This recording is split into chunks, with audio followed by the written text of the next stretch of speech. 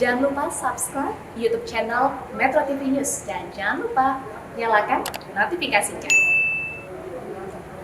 Indonesia menyambut positif kebijakan baru pemerintah Kerajaan Arab Saudi yang mencabut larangan kedatangan warga negara Indonesia tanpa melalui karantina 14 hari di negara ketiga. Mulai 1 Desember 2021, WNI yang ingin mengunjungi Arab Saudi diperbolehkan untuk langsung datang dan melakukan karantina di wilayah Arab Saudi selama 5 hari.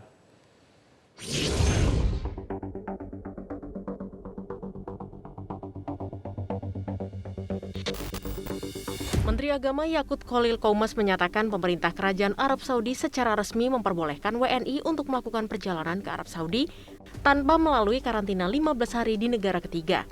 Pemerintah Saudi juga menghapus syarat vaksin booster bagi WNI. Mulai 1 Desember 2021, WNI yang ingin bepergian ke wilayah Saudi hanya diwajibkan sudah vaksin 2 kali dan melakukan karantina di negara tujuan. Pemerintah Saudi juga membolehkan masuk warga asing yang divaksin menggunakan Sinovac dan Sinopharm. Kebijakan baru pemerintah Saudi disambut positif oleh masyarakat dan Asosiasi Penyelenggara Umroh Indonesia. Pasalnya, dengan aturan baru tersebut, penyelenggaraan umroh bagi WNI akan lebih mudah. Ketua Umum Syarikat Penyelenggaraan Umrah Haji Indonesia atau SAPUHI, Syam Resviadi mengatakan, 8 asosiasi penyelenggara umroh akan segera menindaklanjuti aturan baru tersebut. Pengurus asosiasi akan melakukan uji coba persyaratan baru agar nantinya dapat diterapkan kepada jamaah. Jemaah umroh yang akan berangkat ke Arab Saudi akan di-screening secara kesehatan, kemudian juga tidak akan memaparkan atau menimbulkan ketidaknyamanan di Arab Saudinya akibat kedatangan kita untuk umroh. Dan walaupun kita masih harus melakukan karantina 5 hari, tidak perlu lagi transit 14 hari di negara ketiga, tetapi itu tentunya harus kita hindari agar selama karantina di Arab Saudi selama 5 hari itu kita betul-betul clear negatif dari jenis COVID apapun yang ada di dunia sekarang ini. Sementara itu, Wakil Ketua DPR RI Sufmi Dasko meminta Kementerian Agama mengkaji aturan baru yang ditetapkan Saudi. Menurut Dasko, apabila jemaah umroh sudah bisa diberangkatkan, pemerintah diminta memprioritaskan keberangkatan jemaah dengan kondisi fisik yang sehat. Kementerian Agama itu harus mengkaji yang dalam tentang hal yang baru dibuka oleh pemerintah Arab Saudi. Namun apabila dalam kajiannya itu memang memungkinkan jemaah haji kita untuk berangkat umroh, tentunya kita minta kepada Kementerian Agama untuk memprioritaskan itu calon jemaah yang sehat, yang prima, yang kemudian juga sudah vaksin dosis kedua, dan tentunya juga tidak lupa melengkapi atau dilengkapi dengan protokol kesehatan yang lebih ketat. Pandemi COVID-19 telah mengubah kebijakan perjalanan haji dan umroh di wilayah Kerajaan Arab Saudi. Akibat melonjaknya kasus COVID-19, beberapa warga negara dilarang melakukan perjalanan ke wilayah Arab Saudi termasuk dari Pakistan, India, dan Indonesia. Tim Liputan Metro TV. Ya, pemirsa, bagaimana aturan penyelenggaraan umroh di masa pandemi bagi jamaah asal Indonesia? Kita akan membahasnya bersama dengan Konsul Jenderal Republik Indonesia di Jeddah, Eko Hartono, dan juga ada Ketua Umum Asosiasi Muslim Penyelenggara Haji dan Umroh Republik Indonesia atau AMPURI, Pak Firman Muhammad Nur. Pak Firman dan Pak Eko, selamat malam. Assalamualaikum. Waalaikumsalam warahmatullahi wabarakatuh. Baik, salam sehat. Saya akan langsung ke Pak Eko dulu. Pak Eko, Arab Saudi sudah membuka akses untuk warga negara Indonesia yang mau melakukan perjalanan ke Arab Saudi per 1 Desember 2021. Apakah ada aturan baru yang menyertai mengenai kebijakan ini, Pak Eko? Ya, baik. Terima kasih, Mas Egan. Jadi saya tambahkan sedikit. Tadi dalam video pembuka disampaikan bahwa Arab Saudi telah melonggarkan aturan mengenai penerbangan langsung dari Saudi dengan catatan para penumpang harus karantina 5 hari. Sorenya setelah itu pengumuman disampaikan, kemudian sorenya ada lagi pengumuman dari, bukan sorenya, beberapa hari kemudian, jadi kemarin 28 November sore, keluar lagi pengumuman dari pemerintah Saudi yang menegaskan bahwa bagi para penumpang dari negara-negara yang tidak dilarang untuk masuk Saudi dan mereka sudah memperoleh visa umroh, maka dapat masuk ke Saudi dengan catatan bahwa bagi mereka yang sudah divaksin lengkap ya dengan vaksin yang dipakai oleh Saudi, maka mereka tidak usah karantina, jadi langsung bisa umroh. Oke. Yang kedua, bagi mereka yang divaksin dengan bukan vaksin yang dipakai oleh Saudi, maka mereka harus karantina 3 hari. Ya, jadi setelah itu 48 jam kemudian mereka harus vaksinasi, dan kalau negatif mereka langsung bisa umroh. Jadi ini ketentuan terbaru. Baik, Pak Eko mungkin bisa dijabarkan Pak Eko, ini vaksin yang dipakai Arab Saudi apa saja dan vaksin yang tidak dipakai apa saja supaya kemudian kita tahu begitu mana yang melakukan karantina, mana yang tidak. Ya baik, 4 vaksin sudah diakui dan dipakai oleh Arab Saudi, yaitu Pfizer, Moderna, AstraZeneca, dan Johnson & Johnson. Jadi bagi mereka yang menggunakan 4 vaksin ini langsung bisa umroh. Oke. Bagi mereka yang menggunakan di luar itu, terutama kalau Indonesia ya, itu kebanyakan menggunakan Sinovac atau Sinopharm, maka mereka harus karantina 3 hari. Baik. Nanti proses dalam pemilahan antara yang memakai Sinovac atau Sinopharm dan kemudian vaksin yang dipakai Arab Saudi, nanti mekanismenya akan seperti apa nih Pak Eko? Nah ini jadi nanti mungkin bisa disambung oleh Pak Firman ya, dari pihak yang penyelenggaranya, dari pihak penyelenggara bagaimana teknisnya. Tapi dari teman-teman di Kementerian Agama sudah mengindikasikan bahwa nanti akan berangkat dalam satu keberangkatan ya, dalam satu pesawat misalnya. Itu mereka yang divaksin dengan vaksin yang sama, supaya tidak kemudian muncul keribetan di kemudian hari. Kemungkinan karena mayoritas di kita adalah memperoleh vaksin Sinovac atau Sinopharm, makanya jamaah dengan vaksin inilah yang kemudian akan diberangkatkan. Ya. Oke.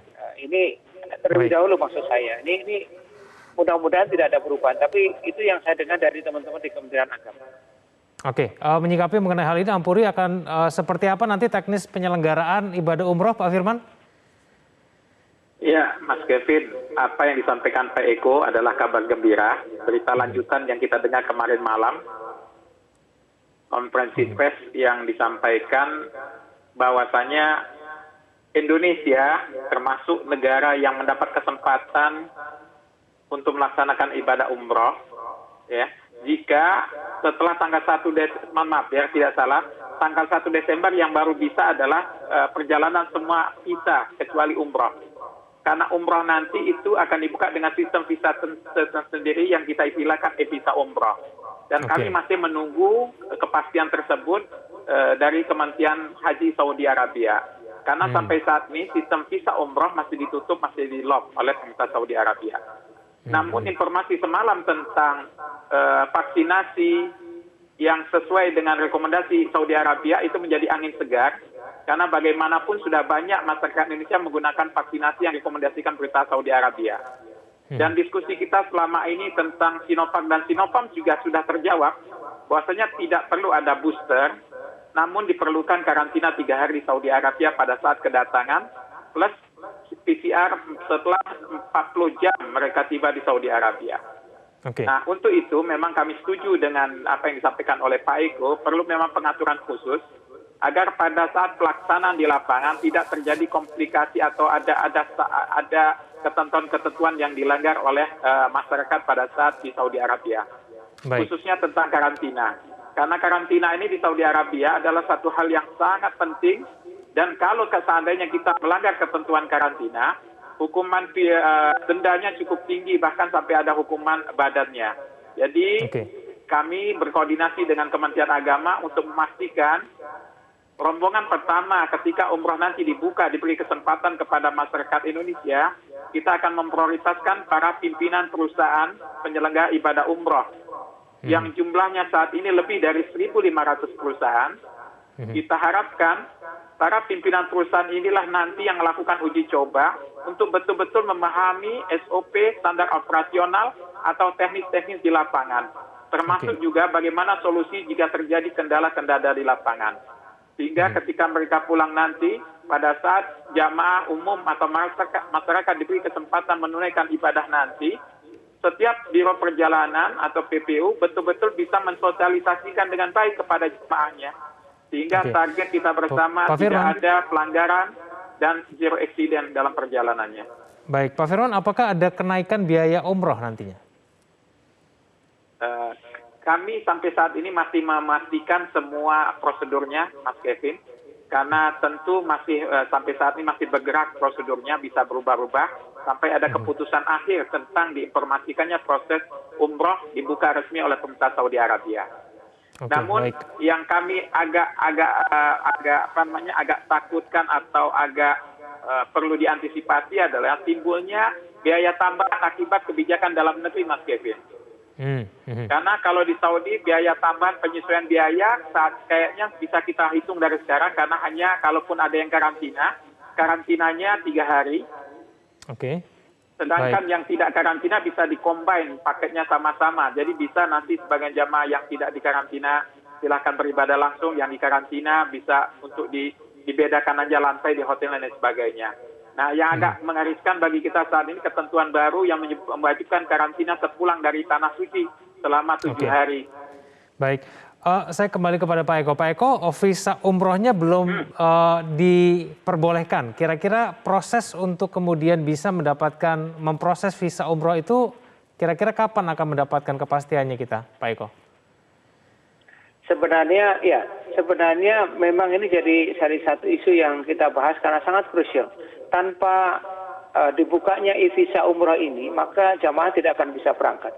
Nah, ini info yang kami terima sebenarnya hari ini nih. Hari ini sebenarnya sudah dibuka, tapi ternyata dari Pak Firman tadi sampaikan bahwa belum bisa, artinya masih di blok oleh pihak Saudi. Nah, kami akan cek lagi, mudah-mudahan nanti bisa segera dibuka. Saya belum bisa memastikan kapan akan bisa segera dibuka segera. Namun yang perlu kita segera tuntaskan adalah integrasi antara Tawakalna dengan Peduli Lindungi. Saya kira itu masalah yang harus kita segera tuntaskan. Nah, tanpa itu nanti akan sulit bagi petugas di Saudi ini untuk membaca status vaksin dari seseorang, dan itu akan menyulitkan jamaah untuk bisa masuk ke Masjidil Haram maupun sholat-sholat di Masjid Nabawi dan sebagainya. Pak Firman, jumlah antrian umroh sampai saat ini sudah berapa banyak, Pak Firman? Dan kalau masyarakat ingin mendapatkan informasi yang pasti untuk kemudian bagaimana melakukan ibadah umroh, itu nanti akan kemana nih diarahkannya? Ya, sampai saat ini menjadi prioritas kami, Mas Kevin, adalah jamaah-jamaah yang sudah tertunda keberangkatannya semenjak 27 Februari 2020 tahun lalu. Yang mana mereka menunggu hampir 2 tahun keberangkatannya. Jumlahnya lebih dari 62.000 jamaah. Itu akan menjadi prioritas kami. Namun tentu jika ada banyak juga jamaah yang lain yang sudah berniat untuk berangkat, karena 2 tahun menunggu ini, apalagi sudah 2 tahun tidak ada haji, kerinduan untuk ke tanah suci semakin tinggi. Para jamaah yang ingin planning keberangkatannya bisa menghubungi biro-biro PPU ini ada biro penyelenggara perjalanan ibadah umroh yang bisa diakses melalui aplikasi Umroh Cerdas atau website Kemenak, agar para jamaah ini betul-betul mendaftar kepada biro perjalanan yang memiliki izin. Sehingga tidak timbul nanti kerugian akibat ketidakpastian pelayanan yang mereka dapatkan jika mereka mendaftar ke biro-biro yang tidak punya izin resmi. Baik, Pak Firman dan juga Pak Eko, kita tunggu kepastiannya kapan kemudian warga negara Indonesia bisa melakukan ibadah umroh sambil menunggu visa umroh bisa kembali diterbitkan. Terima kasih Pak Eko, terima kasih Pak Firman telah bergabung bersama kami di Prime Time News. Selamat malam. Sama-sama.